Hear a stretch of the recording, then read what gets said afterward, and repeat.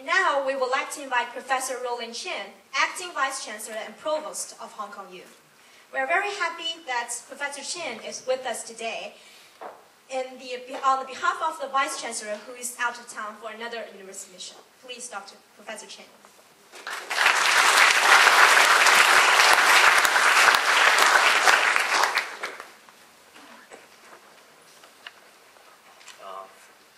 Thank you. You see me just leap from downstairs, one step up. Our Dean, Stephen Andrews, has been with Hong Kong U for 2 decades. I've been with Hong Kong U for less than 2 years. That's why I leap up instead of slowly walking, just to give you the contrast. That I'm a little bit younger. Sorry, Steve. Well, again, welcome here. Guests, colleagues, students, ladies and gentlemen. I see a lot of familiar faces. I have to admit that I know very little of what the factor education is doing. And after Stephen's speech, I learned a little bit more. And I was asked to give a welcome speech. And I need to do my homework. So before I ran over in the rain, I went into the internet and looked at our faculty of education, and still don't understand what you guys are doing. I'm an engineering by training, and then this is UNESCO. Of course, I know a little bit about UNESCO, so I went onto the internet and Googled UNESCO. And look at the vision and mission statement under education. There are many aspects of UNESCO. And I look at the education mission and learn quite a bit. I'm quite impressed. And I print out my Google search.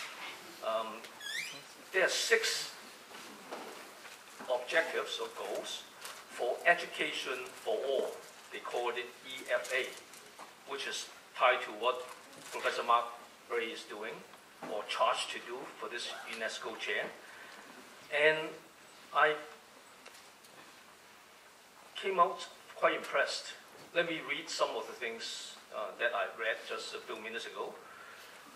The 6 international agreed education goals aim to meet the learning needs of all children, youth, and adults by 2015. 2015 is approaching. Very inspiring and very noble. I've just picked a few phrases that really inspire and impress me.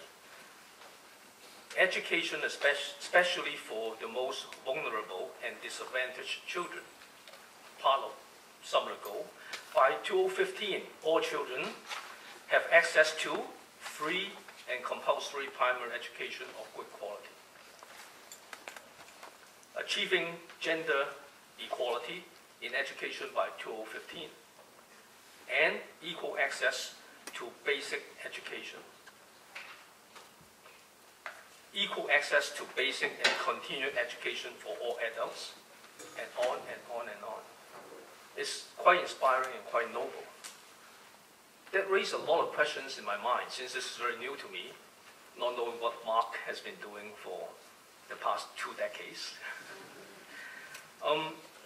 So I reflect upon these things I read, and remember a conversation I had last night at dinner with some vice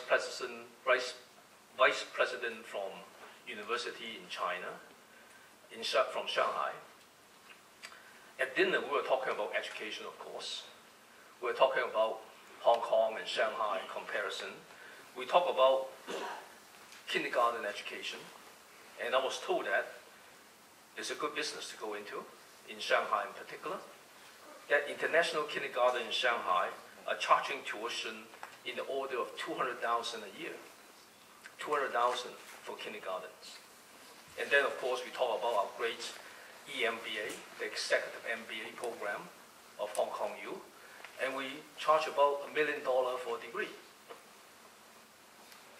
And we talk about education in Shanghai, education in Hong Kong.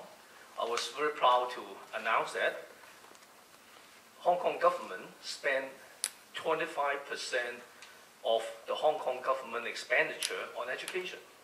25% of Hong Kong's government expenditure on education. Our education in Hong Kong is free and of high quality. We just don't know how lucky we are compared to the things I just read, that the noble goal of education for all by 2015. Then I have a bunch of questions, and I'm going to list it to you, Mark. People are still complaining. People in Hong Kong, as you are local, you probably read a lot of complaints about textbooks are too expensive. Parents are complaining about the textbook publisher. Government is complaining about this. Textbook publisher complaining about the government. Our students are complaining too. They're complaining that too much homework.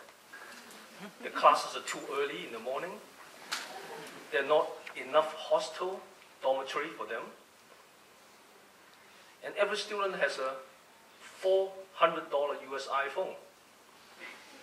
And they change the new model every 2 years. And then it reflects on me that in 2006, an MIT professor, Negroponte, I'm pretty sure every you heard of Professor Negroponte at MIT, in 2006, he wanted to design a $100 US laptop so that people could use it to close the gap of what we call the digital divide. One laptop per child is a program that launched. $100 US for PC. And since 2007, when the laptop has been launched, 4 or 5 years later now, you guess how many laptops are being ordered and used? 4 or 5 years. One laptop per child. Less than 2 million. It hardly makes a small dent in the digital divide.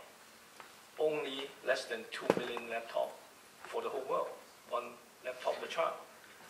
Do you know how much, or do you know how many iPad 2 were sold in the first 3 days?